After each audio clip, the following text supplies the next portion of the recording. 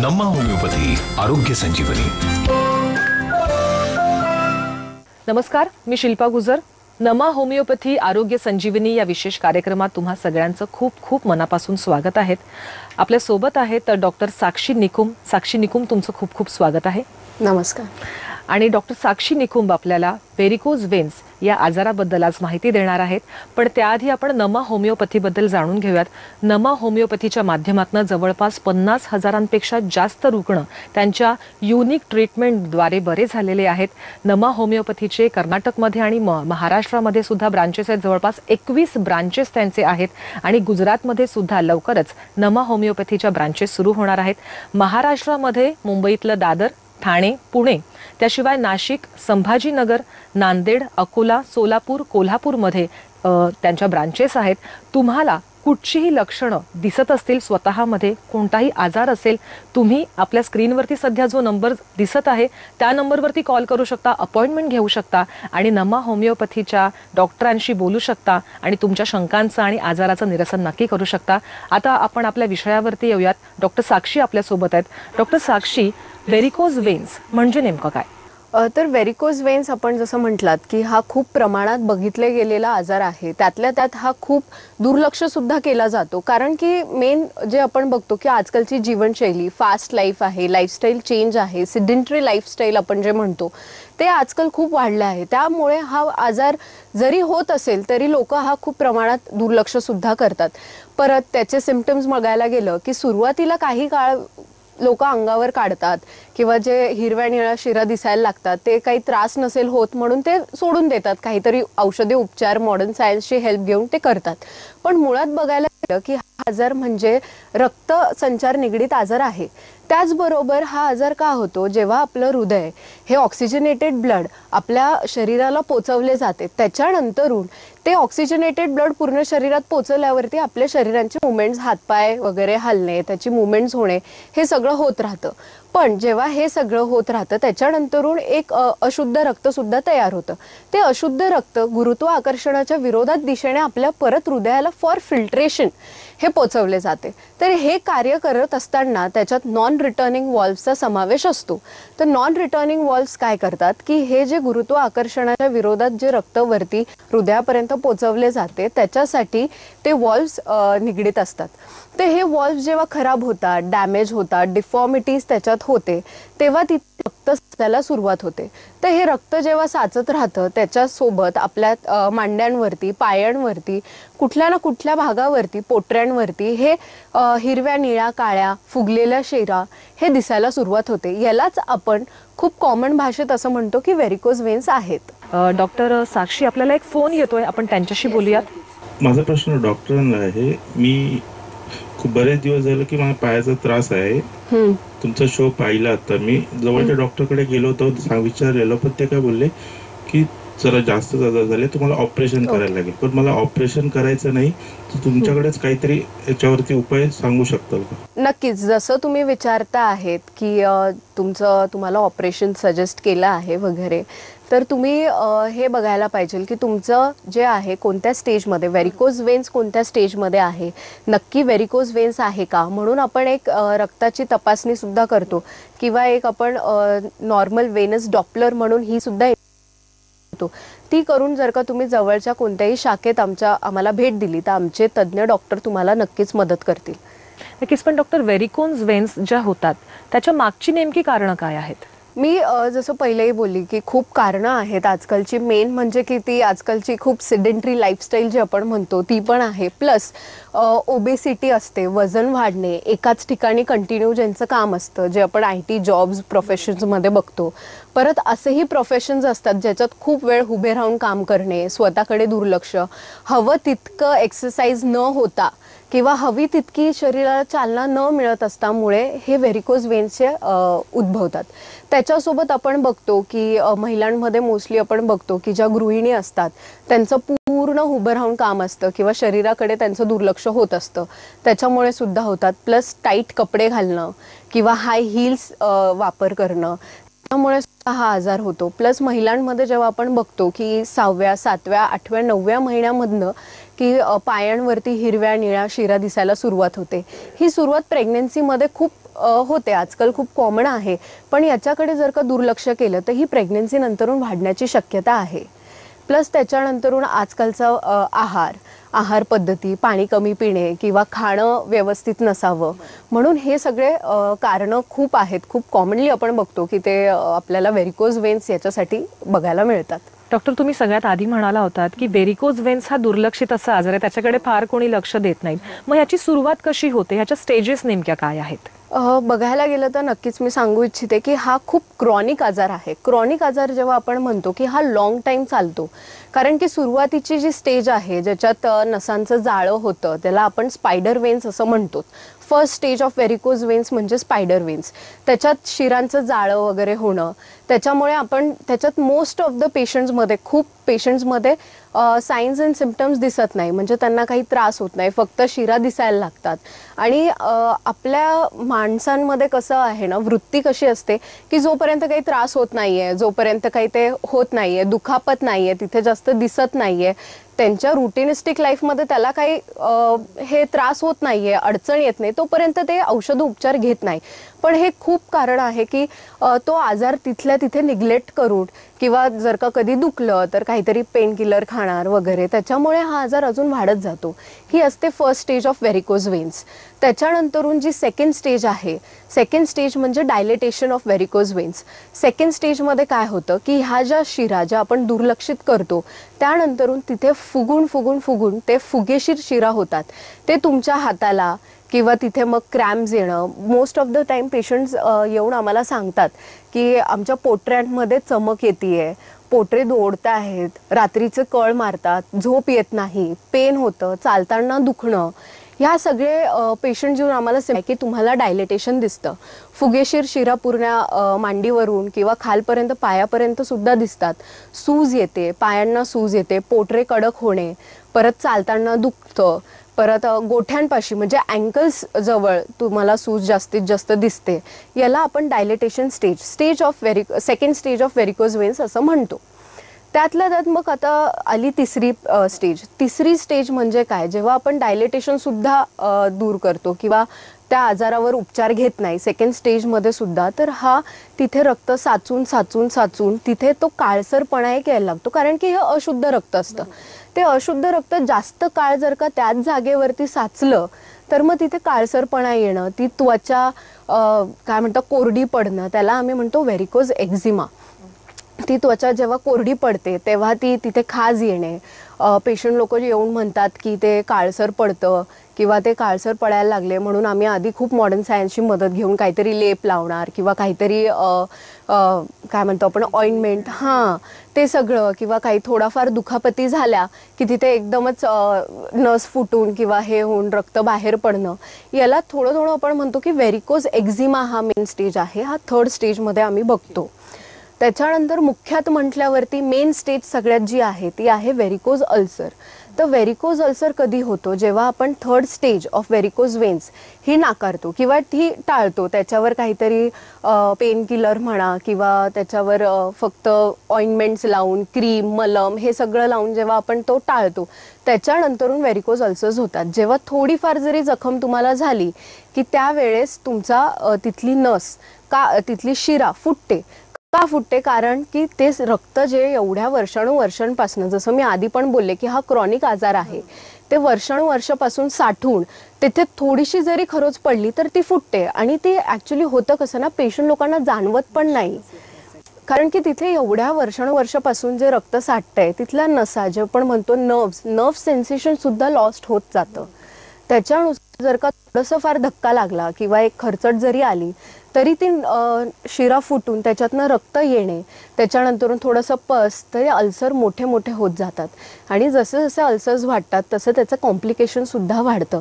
याला आपण म्हणतो fourth stage of varicose ulcers. आपली म्हणजे तब्बल याच्यामध्ये 4 स्टेजेस आहेत. तर तुम्ही चौथ्या स्टेजपर्यंत जाण्याची वाट बघू नका. त्याच्या आधीच म्हणजे पहिल्याच स्टेजला जेव्हा तुमच्या लक्षात येत आहे की नसा दिसत आहेत, शिरा दिसत आहेत किंवा त्या फुगायला सुरुवात झालेली आहे त्याच्या आधीच तुम्ही नमा होमिओपॅथच्या कन्सल्टंट्सशी बोलू शकता. आमच्या स्क्रीनवरती सध्या जे नंबर सुरू आहेत त्याच्यावर फोन करू शकता, अपॉइंटमेंट घेऊ शकता आणि तुमच्या जवळच्या ब्रांचमध्ये तुम्ही नक्की भेट द्या. कारण की मुंबईमध्ये दादर, ठाणे, पुणे, त्याशिवाय नाशिकमध्ये, संभाजीनगरमध्ये, शिवाय सोलापूरमध्ये, कोल्हापूरमध्ये, नांदेड, अकोल्यामध्ये सुद्धा, आणि आपण महाराष्ट्रामधून नसाल, कर्नाटकात असाल तर कर्नाटकमध्ये सुद्धा यांच्या ब्रांचेस आहेत. तुम्ही तिथेही जाऊ शकता आणि या डॉक्टरांना भेटू शकता आणि योग्य त्या मार्गदर्शनद्वारे व्हेरिकोज वेन्स हा विषय तुमच्या आयुष्यातनं तुम्ही नक्की घालवू शकता. जसं मी सांगितलं की हा आजार खूप दुर्लक्षित सुद्धा केलेला असतो, त्याचप्रमाणे आमच्याकडे जेव्हा पेशंट्स येतात ते 3rd आणि 4th स्टेजमध्ये येतात. मोस्ट ऑफ द टाइम आम्ही जे बघतो की जे 3rd आणि 4th स्टेजमध्ये येतात, म्हणजेच व्हेरिकोज एक्झिमा किंवा व्हेरिकोज अल्सर्स झालेले असतात तेव्हा ते येतात. तर याचे कॉम्प्लिकेशन्स काय, आपण ह्या स्टेजपर्यंत पोचस्तोवर का थांबतो, मला हा पहिला मूळ प्रश्न हाच आहे. त्याच्यानंतरून कॉम्प्लिकेशन्स म्हणजे काय, जे मायनर किंवा माइल्ड कॉम्प्लिकेशन्स आपण म्हणतो ते म्हणजे मराठी भाषेत सांगायला गेलं की मूळव्याध. जी आपली संडासची जागा असते तिथल्या नसा फुगून, तिथल्या नसा कधी कधी मग कडक संडास झाली किंवा तिथलं ब्लिडिंग होणं, तिथून रक्त येणं, याला आपण मूळव्याध किंवा पाईल्स असं म्हणतो. हे व्हेरिकोज वेन्सचं कॉम्प्लिकेशन. त्याच्यानंतरून जे पुरुषांमधले प्रायव्हेट पार्ट्स असतात ज्याला आपण स्क्रोटम असं म्हणतो, तिथल्या नसा फुगून तिथे सूज येऊन याला आपण व्हेरिकोसील्स असं म्हणतो. ह्या निगडीत कसं असतं की पुढे जाऊन पुरुषांमध्ये इनफर्टिलिटीचा खूप आम्ही बघतो, खूप केसेस असतात जे व्हेरिकोसील्समुळे इनफर्टिलिटी होते, बाकी सेक्शुअल प्रॉब्लेम्स होतात. त्याच्यामुळे हा आजाराचं कॉम्प्लिकेशन्स आपण म्हणतो. त्याच्यानंतरून खूप मोठे कॉम्प्लिकेशन्स बघायला जातो तेव्हा आपण म्हणतो की जेव्हा जी रक्त आपल्या पायात गोठलं गेलेलं आहे, जे गोठून साठलं गेलेलं आहे, तिथल्या छोटे छोटे ब्लड्सचे क्लॉट जेव्हा ते हृदयाकडे पोचतात तिथे आपल्याला हार्ट अटॅकचे चान्सेस वाढतात. हे खूप इमर्जन्सी आहे, ही खूप लाईफ थ्रेटनिंग प्रोसेस सुद्धा असते, त्याच्यावर आपण लक्ष द्यायला पाहिजे. त्याच्यानंतरून जर का तेच क्लॉट्स आपल्या फुफ्फुसांमध्ये म्हणजे आपल्या लंग्समध्ये गेलेत तर तिथे पल्मनरी अरेस्ट किंवा पल्मनरी एम्बॉलिझम्स असं आपण म्हणतो, तो बसून सुद्धा श्वासोश्वास बंद होऊ शकतो. ती आपली खूप लाईफ थ्रेटनिंग प्रोसेस आहे. आणि मुख्यात म्हटल्यावर गेलं तर जेव्हा तेच क्लॉट, रक्ताचे जे क्लॉट्स आहेत ते आपल्या मेंदूपर्यंत पोचतात तेव्हा ब्रेन स्ट्रोक हा आजार होण्याची शक्यता आहे. म्हणजे ऑन द स्पॉट जर का पेशंटला इमर्जन्सी केसेस असतात तेव्हा आम्ही बघतो की ऑलरेडी हिस्ट्री असते व्हेरिकोज वेन्सची आणि नंतरून ब्रेन स्ट्रोक होतो. ते कॉम्प्लिकेशन खूप इमर्जन्सी आणि धोकादायक कॉम्प्लिकेशन्स आपण व्हेरिकोज वेन्सचे घेऊ शकतो. त्याचबरोबर जेव्हा आपण म्हणतो की जी 4th स्टेज आपण बघितली व्हेरिकोज अल्सरची, त्याच्यासोबत जर का पेशंटला ऑलरेडी डायबिटीज किंवा असे कॉम्प्लिकेटिव्ह आजार आधीपासून असतील तर, आणि जर का व्हेरिकोज अल्सर्स तुम्हाला झालेत तर हे नॉन हिलिंग अल्सर्स किंवा डायबेटिक फूट आपण असं म्हणतो आणि तेव्हा ते क्युअर व्हायला खूप टाईम लागतो. तर ह्या सगळ्या गोष्टीपर्यंत पोचू नये किंवा हे गोष्टीपर्यंत तुम्ही जर का आमच्याकडे आधीच आलात तर आपण क्वालिटी ऑफ लाईफ ही सुद्धा पेशंटची वाढू शकतो. नक्कीच डॉक्टर, म्हणजे मला अतिशय भीती वाटायला लागलेली आहे आता, कारण की आपण विचारच नाही करत आहे की व्हेरिकोज वेन्स तुम्हाला आयुष्यामध्ये नेमकं कुठे घेऊन जात आहे. कारण की तुमच्या शरीरावरती इतके घातकी परिणाम होत असतील तर ह्या आजाराकडे खूप जास्त लक्ष देणं गरजेचं आहे. पहिल्याच स्टेजमध्ये जर तुम्हाला असं जाणवते की आपल्या पायावरती कुठच्या नसा दिसत आहेत, फुगायला लागल्यात, तर तुम्ही नक्की नमा होमिओपॅथच्या कन्सल्टंटशी बोलू शकता आणि त्यांना भेटून तुमच्या शंकांचं निरसन करू शकता. एक छोट्याशा ब्रेकची वेळ झालेली आहे, एक ब्रेक घेतोय, पण पुन्हा एकदा नमा होमिओपॅथीचे ब्रांचेस कुठे कुठे आहेत त्याची आठवण करून देते. नाशिकमध्ये आहे, मुंबईमध्ये आहे, ठाण्यात आहे, पुण्यात आहे, त्याशिवाय सोलापूर, कोल्हापूर, त्यासोबतच संभाजीनगरमध्ये आहे, नांदेडमध्ये आहे, अकोलामध्ये आहे. तुम्ही महाराष्ट्राच्या बाहेर राहत असाल, कर्नाटक जवळ असेल तर कर्नाटकमध्ये संजीवनी या विशेष कार्यक्रमात तुम्हा सगळ्यांचं पुन्हा एकदा स्वागत आहे. आपण आज व्हेरिकोज वेन्स बद्दल बोलतोय आणि डॉक्टर साक्षी निकुंभ आपल्याला याबद्दल मार्गदर्शन करतात. डॉक्टर साक्षी, बरेचदा व्हेरिकोज वेन्समध्ये रुग्णांना सर्जरीबद्दल सांगितलं जातं, पण जर कोणा रुग्णाला सर्जरी करायची नसेल तर नमा होमिओपॅथीच्या माध्यमातून असं काही ट्रीटमेंट आहे का की सर्जरी टाळता येऊ शकते? हो, नक्कीच. नम्मामध्ये आम्ही जो फॉर्म्युला आणतो आहे ज्याचं नाव आहे immunogenic मायझमॅटिक 6th generation homeopathic treatment, हा जो आम्ही फॉर्म्युला आणला आहे याचं कारण हेच की असे जे आजार आहे, जे क्रॉनिक आजार आपण म्हणतो की ज्याच्यामुळे खूप कॉम्प्लिकेशन्स होऊ शकतात, ते ह्या फॉर्म्युलाने ते आम्ही कमी करतो किंवा हे क्युअर करायचा आमचा प्रयत्न नक्कीच असतो. तर जसं तुम्ही म्हणाले की कॉम्प्लिकेशन्स काय असू शकतात किंवा सर्जरी ॲडवाइस करतात, बऱ्याच पेशंटला मॉडर्न सायन्समध्ये सर्जरीज सांगतात. तर सर्जरी म्हणजे काय, बरेच पेशंट सर्जरी पण करतात, त्याच्यानंतरून आमच्याकडे येतात.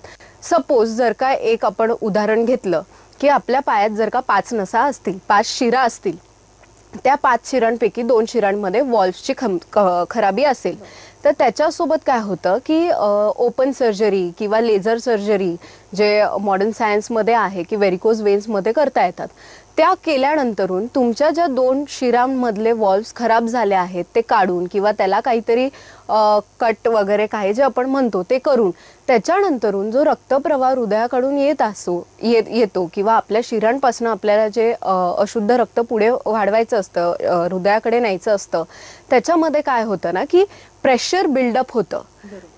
5 शिरा आहेत, त्याच्यातल्या 2 शिरा आपण काढून टाकल्या, तर 5 शिरांचा रक्ताचा प्रवाह हा 3 शिरांवरती येतो. तो प्रेशर त्या 3 शिरांवरती वाढत जातो. त्याच्यामुळे काय होतं की त्या 3 शिरा आहेत ज्या चांगल्या आहेत त्याच्यामध्ये डिफॉर्मिटीज व्हायला सुरुवात होते, कारण की त्या वॉल्सवर प्रेशर जसं जसं बिल्डअप होतं, ते वॉल्स जसं जसं ते प्रेशर घेणार त्याच्यामुळे तो डिफॉर्मिटीज येणार. म्हणजे आपण काय करतो की ते ऑपरेशन म्हटले किंवा लेझर तुम्ही म्हटले ते आपण तात्पुरता काढतो, पण त्याच्यासोबत आपण अजून एक व्हेरिकोज वेन्सला नवीन उत्पत्तीसाठी प्रोत्साहन करतो, असं होतं. म्हणून मी जेव्हा बोलतो की सर्जरी टाळा किंवा सर्जरी नका करू, याचं कारण हे. नक्कीच डॉक्टर, तुम्ही सांगते की सर्जरी टाळता येऊ शकते. मग जर सर्जरी टाळायची असेल आणि एखादा रुग्ण तुमच्याकडे आला तर ही ट्रीटमेंट नेमकी कशा पद्धतीची असते? जसं नमामध्ये आम्ही म्हणतो की आमचा जो फॉर्म्युला आम्ही रिसर्च केलेला आहे तो मी एक थोडक्यात सांगू इच्छिते. म्हणजे इम्युनोजेनिक मायझमॅटिक 6th जनरेशन फॉर्म्युला आम्ही जो म्हणतो, तर इम्युनोजेनिक म्हणजे काय, जी पेशंटची रोगप्रतिकार शक्ती असते. इम्युनोजेनिक म्हणजे इम्युनिटी आणि ते रोगप्रतिकार शक्ती जी असते प्रत्येक पेशंटची वेगवेगळी असते. प्रत्येक पेशंटला आजार एक जरी झाला तरी प्रत्येक पेशंटची त्या आजारावर रिॲक्ट करायची, त्या आजारावरची रोगप्रतिकार शक्ती ही वेगवेगळी असते. त्याचसोबत जशी आपली रोगप्रतिकार शक्ती वाढत जाते तसा तसा आपला आजार कमी होतो.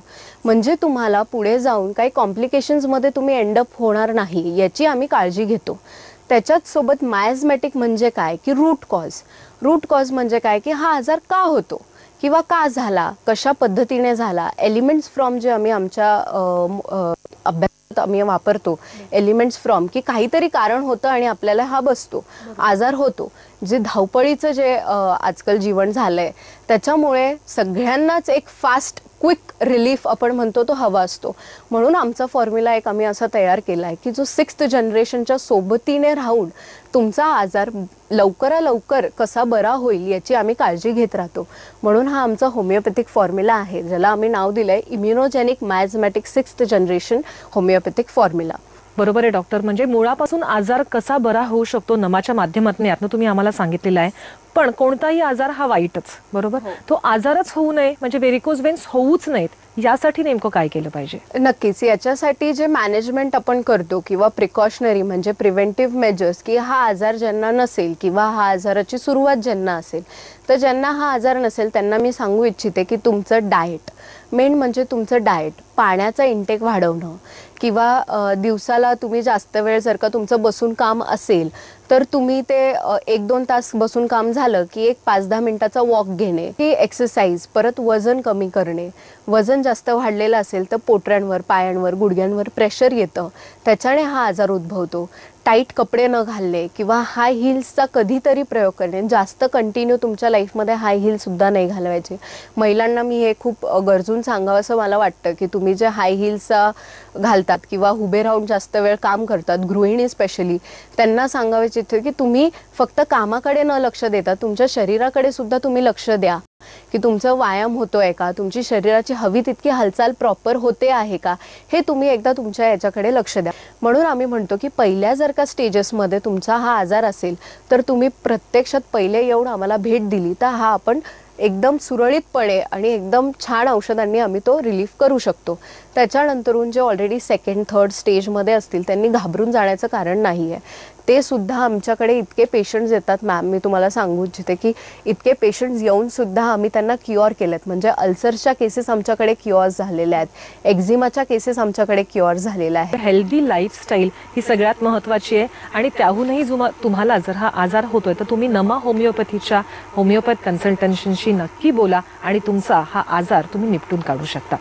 डॉक्टर, आपल्याला आणखी एक फोन येतोय, आपण त्यांच्याशी बोलूयात. बोला. नमस्कार, माझं नाव तेजश्री. मला प्रेग्नन्सीनंतर पायावर अशा हिरव्या निळ्या शिरा आता दिसायला सुरुवात झालेली आहे आणि कधी कधी माझा पाय खूप जड होतो आणि खूप त्रासही होतो. तर यासाठी मला तुमच्याकडे काही ट्रीटमेंट मिळेल का?